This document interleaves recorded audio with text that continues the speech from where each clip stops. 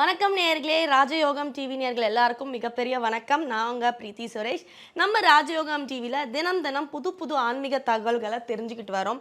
அந்த வரிசையில் இன்னைக்கும் ஒரு தகவல் தெரிஞ்சுக்க போகிறோம். அந்த தகவல் சொல்கிறதுக்காக நம்ம எல்லாருக்கும் ரொம்ப பரிச்சயமான, ரொம்ப பிடித்த ராஜயோகம் புகழ் டாக்டர் கே ராம் சார் அவர்கள் நமக்காக காத்துட்ருக்காரு. அவரை நிகழ்ச்சிக்குள்ளே வரவேற்றுடலாம். வணக்கம் சார். வணக்கம். ஸோ இந்த மாதம் பெண்கள் ரொம்ப ஆனந்த மாதமாக வச்சுருப்பாங்க. ஏன்னா அக்ஷய திருதியை வருது. கணவன்மார்களோ இல்லை அப்பாவோ யாரோ அவங்களுக்கு கோல்டு வாங்கி தர போகிறாங்கன்ற எதிர்பார்ப்பில் இருப்பாங்க. ஆனால் இப்போ விற்கிற விலைவாசிக்கு தங்கம் வாங்க முடியுமா அப்படிங்கிற கேள்வியும் எல்லாருக்குள்ளேயுமே இருக்குது. அக்ஷய திருதிக்கு என்ன செய்யணும், வேற என்ன வாங்கலாம், இல்லை கண்டிப்பாக தங்கம் தான் வாங்கணுமா? அட்சய திருதியை, அதாவது தமிழ் மாதம் 12 மாதங்களில் ஒவ்வொரு மாதமும் திருதியை திதி வந்துக்கிட்டு இருக்குது அப்படிங்கிறது உண்மை. அந்த வகையில் இந்த சித்திரை மாதம் வருடத்தில் முதல் மாதமாக திகழக்கூடிய சித்திரை மாதம் வரக்கூடிய அமாவாசைக்கு அன்று மூன்றாவது திதியாக வரக்கூடியது அட்சய திருதியாக. அதாவது அமாவாசைக்கு அடுத்து 3வது நாள் வளர்பிறை திருதியை திதியில் வரக்கூடிய இந்த திதி அட்சய திருதியை அப்படிங்கிற மிகப்பெரிய சிறப்பாக சொல்லப்பட்டிருக்குது. எதனால்? பொதுவாகவே திருதியை அப்படின்னா அல்ல குறையாத அப்படிங்கிற விஷயத்தை சாஸ்திரம் சொல்லிக்குது. இந்த மாதிரியான அட்சய திருதியை திருநாளில் ஒரு விஷயத்தை செஞ்சோம் அப்படின்னா அந்த விஷயத்துக்கு பல மடங்கு நன்மைகள் கிடைக்கிறதாக, ஒரு மடங்கு விஷயத்துக்கு பல மடங்கு நன்மைகள் கிடைக்கிறதாக சாஸ்திர ரீதியாக ஐதீகமாகவே சொல்லப்படுது, அனுஷ்டானிக்கப்படுது. இந்த வகையில் இந்த அட்சய திருதி அன்னைக்கு பார்த்திங்கன்னா எது வாங்கினாலும் நமக்கு மிகப்பெரிய நல்லது கிடைக்குது, பல மடங்கு கிடைக்குது. அப்படிங்கிற பட்சத்தில் நம்ம எல்லோருமே தெரிஞ்சோ தெரியாமலோ தங்கத்தை வாங்குகிறோம். எதற்காக? அது ஒன்று தான் விலை அதிகமாக வந்துட்டு இருக்குது. ஒரு சில பேருக்கு வாங்க முடியாத இடத்துல இருந்துருக்குது. அந்த தங்கத்தை எப்படியாவது வாங்கிட்டோம் அப்படின்னா வருஷம் முழுவதும் நமக்கு தங்கம் சேருங்கிற எண்ணம் இருக்குது அப்படிங்கிறது உண்மையான விஷயம்தான். ஆனால் இந்த அட்சய திருதியை அன்று தங்கம் வாங்கும் பொழுது உங்களுக்கு தங்கம் சேருங்கிற விஷயத்தை சாஸ்திரம் சொல்லி வச்சிருக்குதுங்கிறது உண்மை. ஆனால் அந்த சாஸ்திரம் சொன்னது கூட எந்த மாதிரி சொல்லி வச்சிருக்குது அப்படின்னு கேட்டிங்கன்னா, இந்த அட்சய திருதியை அன்று மட்டும் தங்கம் வாங்கிச்சுன்னு வைங்களே, அதற்காக உங்களுக்கு தங்கம் சேருங்கிற விஷயத்தை சாஸ்திரம் சொல்லலை. அட்சய திருதியை அன்று தான் குபேர சம்பத்து கிடைச்சதாக, அதாவது குசேலர் குபேரர் ஆனார் அப்படிங்கிற விஷயத்தை இந்த சாஸ்திரம் சொல்லியிருக்குது. அதற்காக அட்சய திருதை என்று தங்கம் வாங்குகிற எல்லோருமே குபேர சம்பத்து சந்திக்க முடியுமா, குபேர சம்பத்து கிடைக்குமாங்கிறது ஒரு கேள்விக்குறி தான். எதற்காக சொல்கிறோம் அப்படின்னா, அதாவது குசேலர் என்ற அந்த மாபெரும் மகோன்னத மனிதர் மிகப்பெரிய குபேரர் என்ற அந்தஸ்துக்கு அட்சய திருதியை என்று உயர்ந்தார் அப்படின்னு எடுத்துக்கிட்டிங்க அப்படின்னா, தமிழ் வருடம் 60 வருடங்களில் குறிப்பிட்ட ஒரு வருஷத்தில் தான் இந்த குசேலர் குபேரர் ஆனார் அப்படிங்கிறத உண்மை. நம்ம ஒவ்வொரு வருஷமும் வரக்கூடிய இந்த அட்சய திருதி அன்னைக்கு தங்கம் வாங்கிட்டு நாமளும் குபேரர் ஆகலான்னு நினைக்கிறது யதார்த்தமானதல்ல, இயல்பானதல்ல அப்படிங்கிற விஷயத்தை நம்ம தெரிஞ்சுக்கணும். ஆக அந்த மாதிரியான குசேலர் எந்த மாதிரி குபேரர் ஆனாரோ அந்த மாதிரி நாமும் ஓரளவு குபேரர் ஆகணும்னு நினச்சிங்க அப்படின்னா, அந்த மாதிரி உள்ளவங்க வருடம் ஒரு முறை சித்திரை மாதத்தில் வளர்பிறை வரக்கூடிய திருதியை மட்டுமல்ல, மாதம் அமாவாசைக்கு அடுத்து வளர்பிறை திதியில் வரக்கூடிய 3ஆம் திதி திருதியை திதி அன்னைக்கு ஏதாவது ஒரு தங்கம் வாங்கிறது. அந்த தங்கத்தை வருடம் முழுவதும் அதே திதியில் வாங்கிட்டு இருந்து இந்த அட்சய திருதி அன்னைக்கு வாங்கும் பொழுது அது ஓரளவு உங்களுக்கு பலன் கொடுக்கும் அப்படிங்கிறது உண்மை. அதுவே தொடர்ந்து 60 வருடங்கள் பண்ணிகிட்டு இருக்கும் பொழுது நிச்சயமாக இந்த அட்சய திருதி அல்ல குறையாத மிகப்பெரிய செல்வத்தை, அதிர்ஷ்டகரமான செல்வங்களை வாரி வழங்கும் அப்படிங்கிறது உண்மையாக இருந்துகிட்டு இருக்குது. இது இப்படி இருக்கும் பொழுது, எவ்வளவோ பொருள் இருக்கும் பொழுது ஏன் தங்கத்தை வாங்கக்கூடிய அமைப்பு இருந்தது அப்படின்னு கேட்டிங்கன்னா, பொதுவாகவே அட்சய திருதியை நான் முன்னாடியே சொன்ன மாதிரி அமாவாசைக்கு அடுத்து 3வது திதியாக வருது. எண் கணித சாஸ்திரப்படி 3ஆம் எண்ணுக்கு பார்த்திங்கன்னா குரு பகவான் ஆதிக்கம் வந்துட்டுருக்கிறாரு. இந்த குரு பகவானுக்கு மன்னவன் பொன்னவன் அப்படிங்கிற மாபெரும் சிறப்பு வந்துட்டு இருக்குது.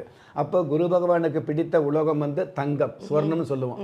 அந்த தங்கத்தை வாங்கும் பொழுது நமக்கு நிறைய தங்கம் சேருங்கிற எண்ணம் பரவலாக வந்திருக்குது அப்படிங்கிறதா யதார்த்தமான உண்மை. இருந்தாலும் வசதி உள்ளவங்க தங்கம் வாங்கக்கூடிய அமைப்பை நம்ம ஏற்படுத்திக்க முடியும். ஆனால் வசதி இல்லாதவங்க, தங்கம் வாங்க முடியாதவங்க, தங்கம் வாங்கினா தான் குபேர சம்பத்து கிடைக்கும், தங்கம் வாங்க முடியலன்னா நமக்கு அட்சய திருதியை சம்பத்துக்கள் கொடுக்காதா அப்படிங்கிற கவலைப்பட வேண்டாம், அங்கலாப்பு பட வேண்டாம். தங்கத்துக்கு இணையான கல் உப்பு இருக்கு இல்லையா, சாதாரணமாக வெண்மை நிற பொருள் எதுவாக இருந்தாலும் அல்லது தங்க உலோக கலர் இருக்கும் இல்லையா, அந்த மாதிரி மஞ்சள் கலரில் தங்க கலரில் எந்த ஒரு பொருளாக இருந்தாலும் அந்த பொருளை வாங்கி வீட்டில் வைக்கிறது மிக மிக சிறப்பாக இருந்துகிட்டு இருக்கும். அதில் முதல் தரமாக தங்கத்தை விட அதிகபட்ச ஒரு நன்மையை கொடுக்கக்கூடிய அமைப்பு இந்த கல் உப்புக்கு இருந்துகிட்டு இருக்குது. பொடி உப்பு என்று சொல்லக்கூடிய சால்ட் அப்படிங்கிறதுக்கு மேலே கல் உப்புக்கு மகாலட்சுமி அம்சம் பொருந்திய எந்த ஒரு மகாலட்சுமி குபேர சம்பத்து உங்களுக்கு கிடைக்கும்னு சொல்லி தங்கம் வாங்குறீங்களோ அந்த மகாலட்சுமியை இந்த கல் உப்புல வாசம் செய்கிறதாக ஐதீகம். அந்த கல் உப்பு பெண்கள் வாங்குறது மிக மிக சிறப்பு. அட்சய திருதியை அன்று காலை 6 மணியிலிருந்து மதியம் 11:50 வாங்குறது நல்லது. அல்லது மாலை 4 மணிக்கு மேலே இரவு 8:50 இந்த மாதிரியான கல் உப்பு வாங்குறது நல்லது. அந்த கல் உப்பு பெண்கள் வாங்கி வீட்டுக்கு எடுத்துகிட்டு வர்றது மிக மிக சிறப்பாக இருக்கும். மற்ற நாளில் கல்லுப்பு வாங்கி வீட்டில் இருந்தால் கூட அட்சய திருதியை அன்று பெண்கள், அதுவும் சுமங்கலி பெண்கள், கல் உப்பு வாங்கி உங்களுடைய வீட்டில் வைக்கிறது மிக மிக சிறப்பாக இருந்துகிட்டு இருக்கும். இன்னும் ஒரு சில பேர் இந்த கல் உப்பு வாங்கி ஒரு அகல் விளக்கில், மண் விளக்கில் ஒரு கைப்பிடி எடுத்து வச்சு அந்த மண் விளக்கு பூஜை ரூமில் வச்சு அந்த கல் உப்பை பார்த்து கையெடுத்து நமஸ்காரம் வச்சுக்கிட்டீங்க அப்படின்னா கண்டிப்பாக கடன் அப்படிங்கிற விஷயத்தில் சிக்கி தவிச்சு இருந்தால் கூட கடல் அளவு சம்பத்துக்கள் கிடைக்கக்கூடிய பாக்கியத்தை இந்த வருடம் முழுவதும் கொடுக்கும் அப்படிங்கிறது உன்னதமான விஷயம்.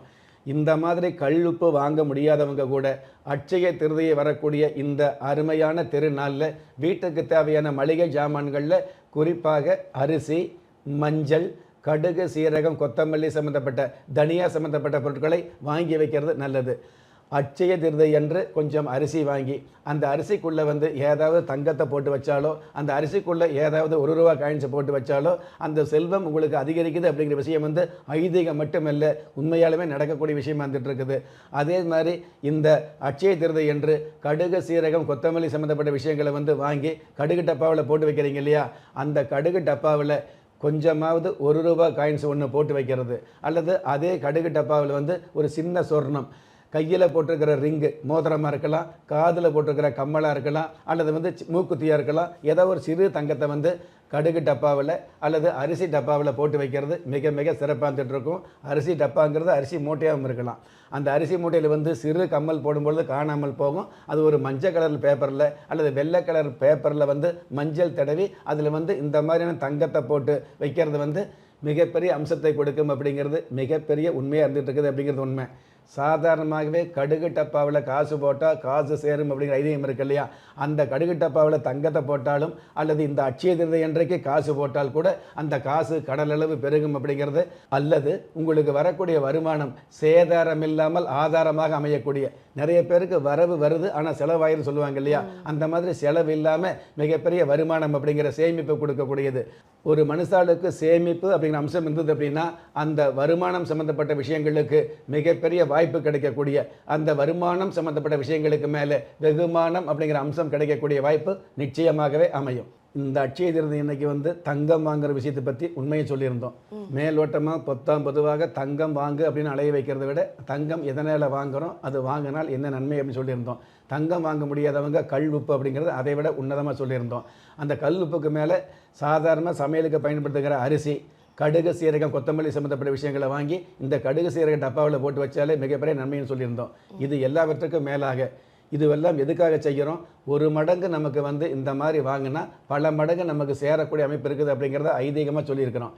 இது மட்டும் இல்லை, சாதாரணமாகவே இந்த மாதிரியான அட்சய திருதை அன்னைக்கு உங்களால் முடிஞ்ச 5 பேருக்கோ 10 பேருக்கோ ஏதாவது ஒரு வகையில் ஆகாரம் அப்படிங்கிற அன்னதானம் கொடுத்தீங்க அப்படின்னா அது 5 பேருக்கு கொடுத்தாலே 500 பேருக்கு கொடுத்த மாதிரி, 500 பேருக்கு கொடுத்தது அப்படின்னா 5000 பேருக்கு கொடுத்த மாதிரி மிகப்பெரிய உங்கள் ஆயுள் முழுவதும் உங்களுக்கு மிகப்பெரிய உன்னதத்தை கொடுக்கக்கூடிய, புண்ணியத்தை கொடுக்கக்கூடிய பாக்கியம் இந்த அட்சய திருதைக்கு இருந்துகிட்டு இருக்குது அப்படிங்கிறது அளப்பரிய உண்மையாக இருந்துகிட்டு இருக்குது அப்படிங்கிறது உண்மை.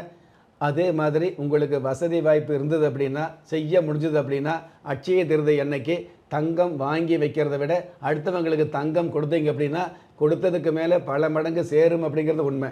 ஆனால் இந்த காலத்தில் இன்றைக்கி இருக்கக்கூடிய விலையில் தங்கத்தினுடைய விலை சம்மந்தப்பட்ட விஷயங்களை மதிப்பிடும் பொழுது நமக்கு நாமே தங்கம் வாங்க முடியாமல் கஷ்டப்படக்கூடிய சூழல் இருக்குது. இதில் அடுத்தவர்களுக்கு எப்படி தங்கம் கொடுக்க முடியுங்கிற எண்ணம் இருக்கலாம். எப்படி இருந்தாலும் அடுத்தவர்களுக்கு நீங்கள் கொடுக்காமல் இருந்தாலும் பரவாயில்ல, உங்களுடைய வீட்டில் பெண் பிள்ளைக்கு திருமணம் பண்ணுவதற்காக, திருமண சம்மந்தப்பட்ட சுபகாரியத்திற்காக தங்கம் வாங்கும்னு நினைப்பீங்க இல்லையா, அந்த தங்கத்தை அட்சய திருதை என்று வாங்குங்க. என்னதான் உங்கள் பொண்ணுக்கு தங்கம் வாங்கினாலும் திருமணம் ஆனதுக்கப்புறம் அது அடுத்த வீட்டு பொண்ணாக போகிறதுனால நீங்கள் செய்யக்கூடிய இந்த தங்கம் ஒரு தானமாக அமைகிறதுனால கண்டிப்பாக உங்களுடைய பெண்ணு வாழ்நாள் முழுவதும் கழுத்து பிடிக்காமல் தங்கம் போடக்கூடிய பாக்கியத்தை நிச்சயமாக கொடுக்கும். பெண்ணுடைய அங்கத்திற்கு தேவையான தங்க நகைகள் சேரக்கூடிய பாக்கியங்கள் நிதர்சனமாகவே கிடைக்கும். Super sir. So Akshaya Tritiya என்றால் என்ன, அன்றைய நாள் நம்ம என்ன பண்ணணும், என்னெல்லாம் வாங்கணும், தங்கம் வாங்க முடியாதவங்க வீட்டுக்கு தேவையான மளிகை பொருட்களில் என்னென்ன வாங்கி வைக்கலாம், அதையும் தாண்டி அன்றைக்கு நீங்கள் என்னென்ன தானம் செய்யணும், இந்த மாதிரி எல்லாத்துக்கும் தெளிவான விளக்கம் கொடுத்துருக்கீங்க. ஸோ இந்த கேள்விக்கான பதில் மக்களுக்கு பயனுள்ளதாக இருக்கும்னு நம்புகிறேன். நிகழ்ச்சியில் கலந்துக்கிட்டதுக்கு நன்றி சார். நன்றி. என்ன நேயர்களே, இன்றைய நிகழ்ச்சி உங்கள் எல்லாருக்கும் ரொம்ப பயனுள்ளதாக இருக்கும்னு நம்புகிறோம். ஸோ இந்த நிகழ்ச்சி பார்த்துட்டு இருக்க உங்களில் பல பேருக்கு உங்களோட சொந்த ஜாதகத்தை பார்க்கணுன்ற ஆசை இருக்கும். ஸோ நீங்கள் பண்ண வேண்டியதெல்லாம் கீழே டிஸ்பிளேல வர நம்பருக்கு கால் பண்ணி அப்பாயின்மெண்ட் வாங்கிட்டு நீங்கள் சாரை நேரில் வந்து பார்க்கலாம்.